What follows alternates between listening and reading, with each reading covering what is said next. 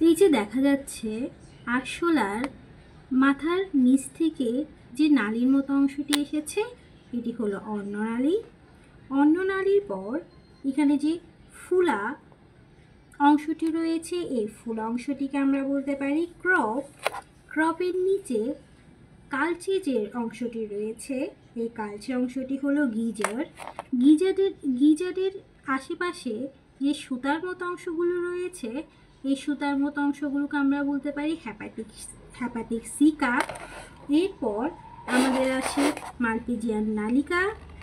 এখানে যে সুতার মতো যে অংশটি রয়েছে এটি হলো মালপিজ। শেষে যে দেখা যাচ্ছে এটি হলো কোলন মলাশয়।